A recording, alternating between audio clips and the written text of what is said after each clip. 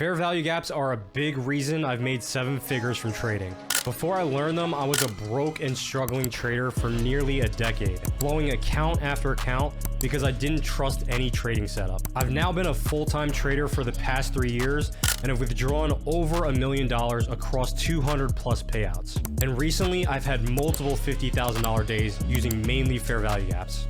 In this video, I'm going to show you exactly how they work and why they're one of the most powerful concepts. So grab your notebooks and let's get right into it. Okay, let's dive into one of my favorite concepts, fair value gaps. Now let's go through a simple definition of them. Essentially, they are the empty space that's created when a price makes a sudden move. So it leaves an imbalance in price. And why is this so important? Well, when we break down markets and how we find opportunity in the markets to make money, price needs to be out of balance. If the markets are in balance, essentially what you get is just a trading range. And it's not until the market moves to levels that are out of balance that we get opportunities. So when the market is trading at lows, right, it's out of balance from equilibrium. So just imagine that this is equilibrium. So we have 50% of a specific range. And then we have discount and premium. Okay, so the only way that the markets provide opportunity for us as traders to make money is when they're out of balance. And that's basically why fair value gaps are so powerful, because it's showing you an imbalance between buyers and sellers. So I know there's a lot of conflicting information out there as far as how markets operate. Is it run by an algorithm? Is it not? And my question to you is, does that really matter? Does it really matter how the markets operate on the back end? Because even if you did know, it's still not going to have an effect on the trade that you're placing right now. So the probability is all in your hands. Okay, how are you managing that specific position? And when I try to visualize the markets, and this is just how I've been able to, break things down in a digestible fashion where I can understand it and it makes sense to me, is a fair value gap really just shows me an imbalance between buyers and sellers. All right.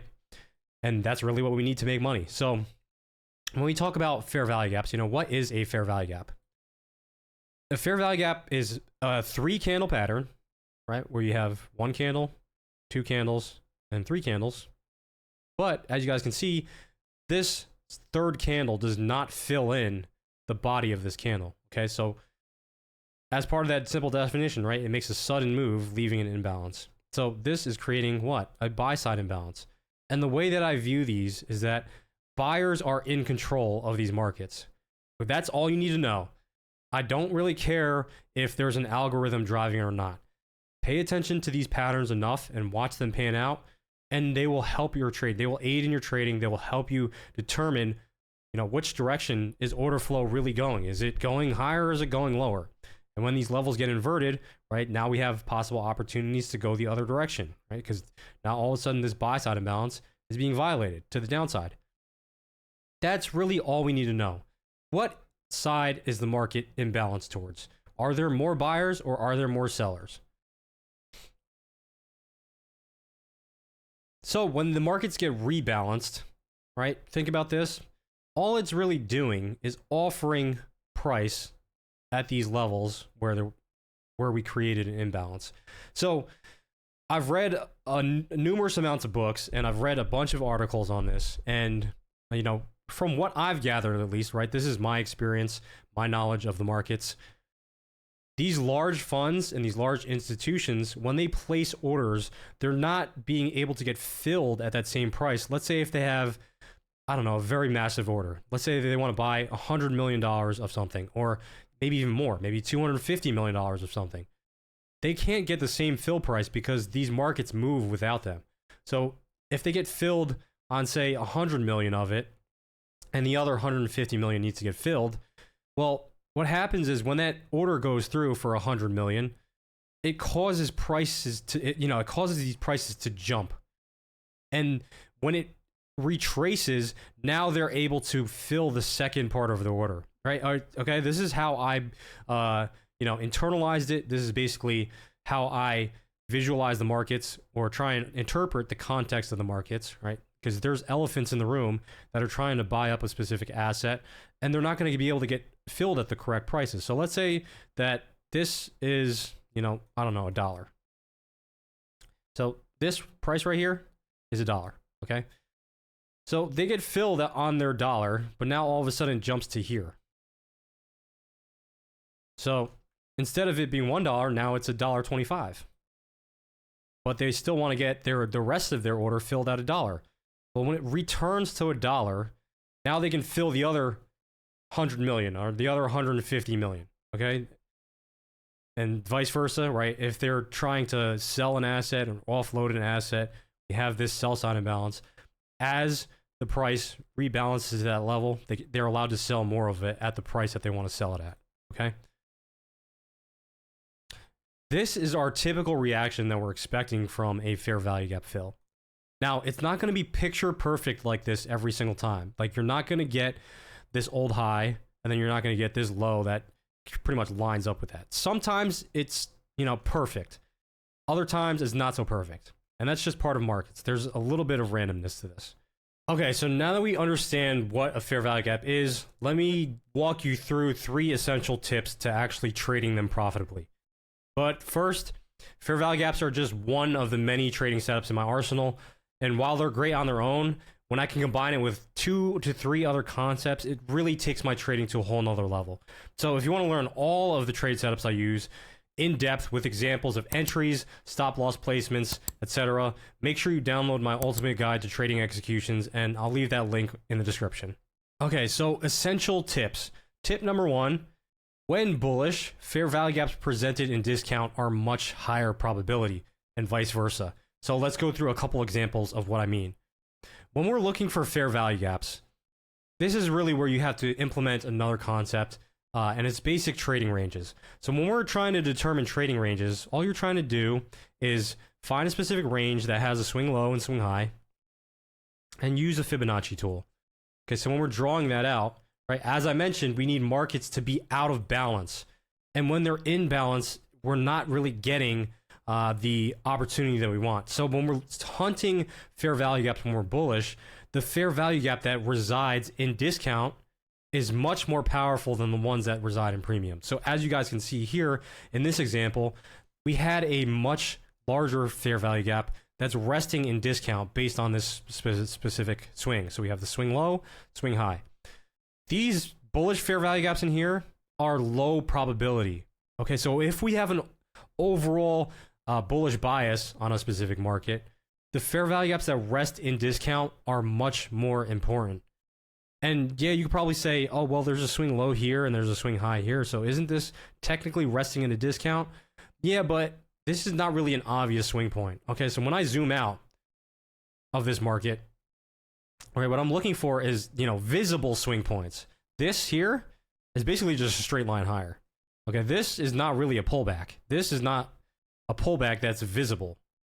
Okay, so when I'm looking for swing points, I need something that's visible that, you know, if I turn my candlestick chart to a line chart, it needs to show me market structure. And if you turn this candlestick chart to a line chart, you probably wouldn't get the same detail. It'd be like this. It would look like this. And then like this. Okay, so this is not a real swing point to me, guys. When you're looking for impulse legs and swing points, it's got to be very, very obvious. So I'm looking at the most obvious swing point, the swing low and swing high. Notice how we violate these fair value gaps, and this is where traders think that fair value gaps don't work, but they're getting the context wrong. These fair value gaps are resting at such a premium that they fail because it's going to target this fair value gap. Then when prices are rebalanced, right, and it's more out of balance for sellers, right, this market down here is in a discount now. So once it's in a discount, it's offering you an opportunity to make money because this market is now out of balance based on this specific swing. Okay, it's out of balance and it's oversold, quote unquote. Now, maybe the ICT fanatics are going to come after me, but you know, it's basically just how I'm processing things. So this really was just one example, but you guys can see here that there's another example here. Okay. Now, I don't know if I don't see any bullish fair value gaps in here, but if you saw one on the lower time frame, you would just completely ignore it because this is the fair value gap that's resting in a discount that they're going to target before it goes higher. Okay, so we need markets that are out of balance, right? That's the whole point of using this. We have a buy side imbalance. It needs to get rebalanced, and that price needs to be offered again, right, based on that range to be able to go higher. It needs to be in a discount. Another example, we have a buy side, a fair value gap here, right, that fails, and then it goes to fill in what? It goes to discount here, right? This buy side imbalance is resting in a discount. Now, there's definitely risk in it possibly trading lower because there's another fair value gap all the way down here, and that's part of trading that we're just not going to understand. There's multiple fair value gaps that appear, all right? There could be multiple other concepts that you are seeing that appear, and it's just part of trading. Part of trading is finding a high probability trade. That doesn't mean a trade that's going to work out 100%. Sometimes the best A+ setups fail, okay? And if you're trying to trade from a short-term perspective, you can use these failed fair value gaps as inversion levels to just get a short, quick counter-trend trade to fill in an imbalance that you're seeing, okay? So you guys can see it came down, hit that 50% of this range, and then shot off again. Okay, so this fair value gap is resting in discount. This one is not. Now, when it comes to premium, it's the same thing. We have fair value gaps that are in discount, right? So we have 3-candle pattern. There's a gap there. This is really the high probability fair value gap. This one, not so much, right? Because it's resting in a discount based on this current swing. Swing high, swing low. A very visible swing. If I zoomed all the way out, you guys could easily see that swing point, okay? It's very visible. I'm not sure if I reviewed this same example here, but you guys can see here, we have another bearish fair value gap. I don't believe this is really, this might be 50% of this swing. I didn't measure it out. But let's say if there was a fair value gap that appeared lower down here, just for example, let's say if a bearish fair value gap appeared down here, that's not the high probability one. The high probability one is going to rest higher up in that range. Here, same thing. We have this fair value gap resting in discount. And this is why it's so interesting, and maybe the markets are run by an algorithm, or maybe they're not. Maybe it's all mathematical. These markets really are engineered. So when you're finding the proper swing points, you will find that fair value gaps appear at these premium and discount levels. Okay? Coincidence? I don't know. That's not for me to answer. I just know when it provides these opportunities, I'm going to short the market. All right?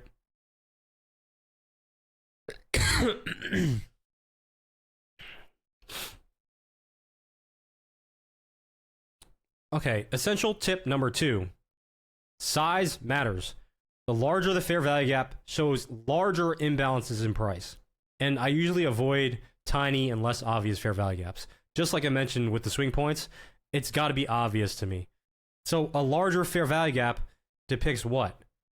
A larger imbalance between buyers and sellers, right? Those are your high probability setups, okay? The tiny ones and the less obvious ones, there's not that much of an imbalance between buyers and sellers, so obviously it's going to be a lower probability trade. In this example, you guys can see here, we have a very small fair value gap and we have a larger one. You guys can see that, yes, we did respect the this fair value gap based on the bodies of the candles, but how many times are you going to end up getting stopped out in here trying to go long without realizing that there's a larger fair value gap below you? All right. So part of trading fair value gaps properly is your stop loss placement, which we'll get into in a little bit, but your stop loss placement is going to play a vital role in you being able to profit from these trades or not, and how confident you are in trusting these trades. Okay, because if you get stopped out a couple times, that third trade might pay for all the losers, right? But if you're thinking that it's going to go lower and we haven't violated this fair value gap, well, you're not really going to be a happy camper, okay? Because you tried longing twice. The third time, it didn't work out. Or so the first 2 times didn't work out, so you decide to go short the third time, and then all of a sudden, what happens? That's when the real move happens, all right? So be less quick to change your bias based on specific price action. Here, another good example. This is just a very small fair value gap. This is obvious, okay? The fact that we haven't retested in that level, what happens? This is really where they're trying to reach to. They're trying to reach into this level to rebalance it and then trade lower. This is a large fair value gap that needs to be rebalanced at some point, okay? So it would not make sense to me if the market traded in this fair value gap and then dumped, right? Because I see this happen all the time. They're waiting to run these fair value gaps into higher levels, you know, and bigger imbalances, and then they're going to take it lower.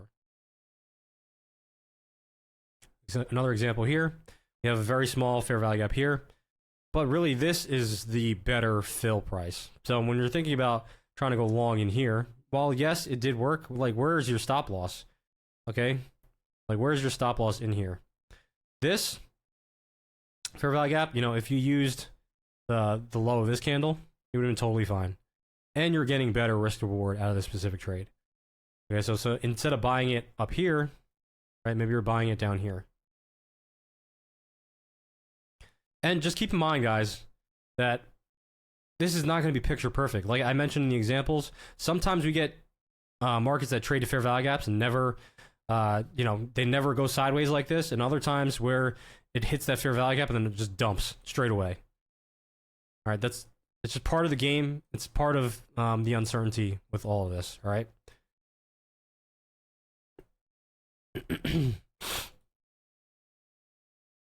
Now, finally, tip number 3, fair value gaps may require 1, 2, 3 or more attempts before the trade idea works out. So your trade idea is often not invalidated until you actually start seeing some major reasons for trades to turn around. Okay, so look at this fair value gap, for example. If you were trying to go long on this fair value gap, maybe you went long as soon as it traded down into it here. All right, maybe you took a loss. Right, you put your stop there, you took a loss here. Maybe you went long again here, and it got a little bit of a run, but maybe you moved your stop to break even.